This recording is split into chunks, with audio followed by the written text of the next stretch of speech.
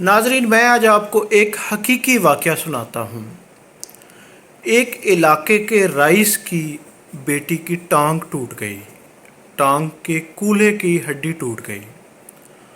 تو وہ مختلف ڈاکٹروں، یعنی اس دور میں حکماں سے علاج کیا جاتا تھا، وہ ان کے پاس لے گیا، لیکن اس کی بیٹی نے کسی بھی حکیم یا ڈاکٹر کو ہاتھ لگانے سے منع کر دیا۔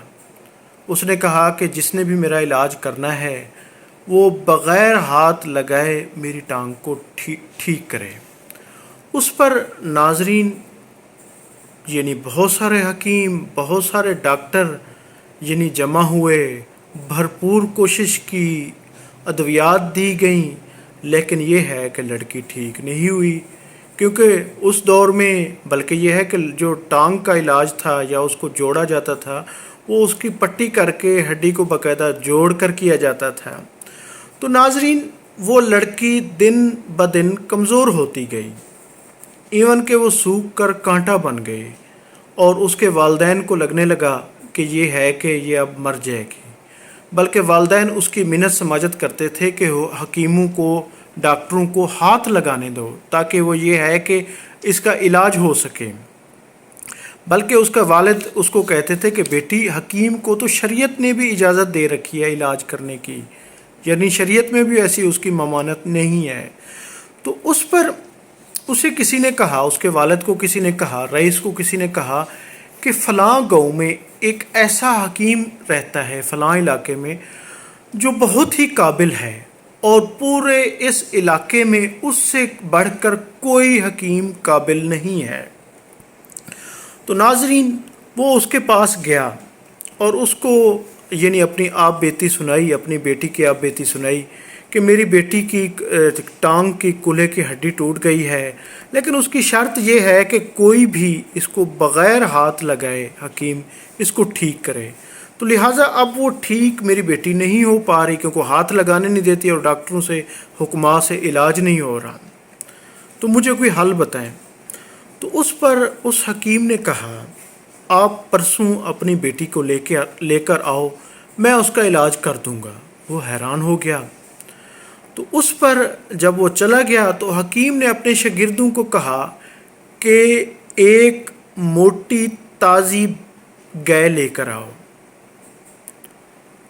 بلکہ کہا جاتا ہے کہ اس نے اسی شخص کو کہا کہ اس کے لیے آپ ایک گائے موٹی تازی، جو سب سے موٹی گائے ہو، وہ لے کر آؤ۔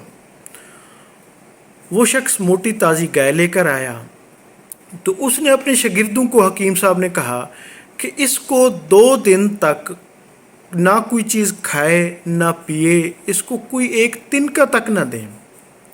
تو اس کے شاگردوں نے کہا کہ حکیم صاحب، یہ اگر 2 دن تک کچھ نہیں کھائے پیے گی تو یہ ہے کہ یہ مر جائے گی، سوکھ کر کانٹا بن جائے گی۔ ان کا کوئی بات نہیں۔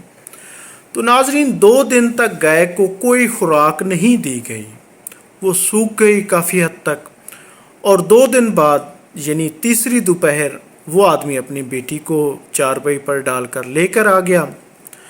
تو اس پر حکیم نے اپنے شاگردوں کو کہا کہ یہ جو گائے ہے اس کو کافی سارا چارہ اور اس کے بعد پانی، اور پانی میں نمک ڈال کر اس کو دیں، اور اس پہ کافی سارے مختلف قسم کے چارے اس کے آگے رکھ دیں۔ اب 2 دن سے بھوکھی گائے اچانک جب اتنی بڑا کھانا، اتنی زیادہ کھانا اس کے سامنے آ گیا تو ناظرین وہ ٹوٹ پڑی کھانے پر، اور پھر ساتھ ہی نمک ملا پانی پیتی گئی، اور پانی سے اس کا پیٹ پھولنا شروع ہو گیا۔ اور اسی وقت اس نے حکیم نے لڑکی کے والد کو کہا کہ اس کو اس پر بٹھاؤ، یعنی گائے پر لڑکی کو بٹھا دو۔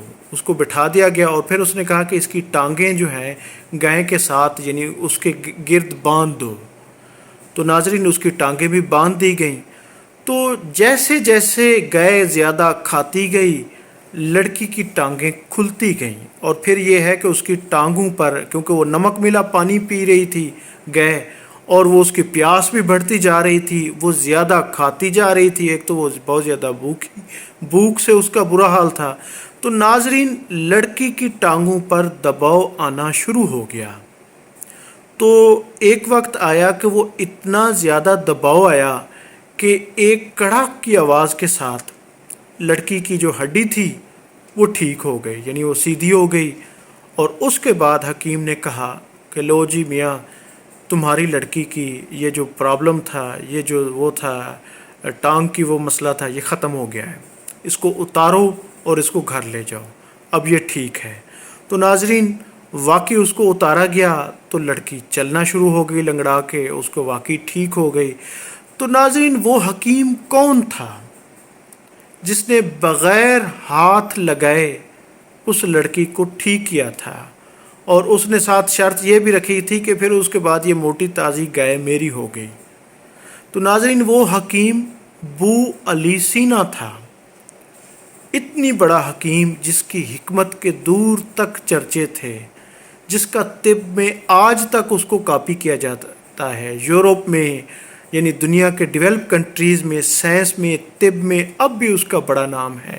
جی ہاں، وہ بو علی سینا تھے۔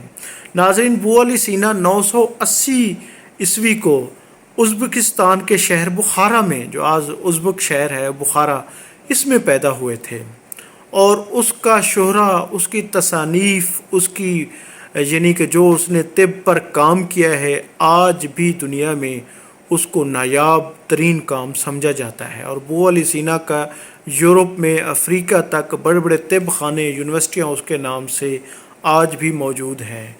بو علی سینا کا یہ واقعہ، یہ انمول واقعہ، یعنی کہ ایک سنہری حروف میں لکھنے کے قابل ہے کہ اس نے بغیر کسی یعنی سہارے کے ہاتھ لگائے اس لڑکی کا علاج کر دیا۔ میں ہوں عبدالرؤف روفی اور آپ دیکھ رہے تھے تاریخ نامہ۔ بہت شکریہ، تھینک یو، اللہ حافظ۔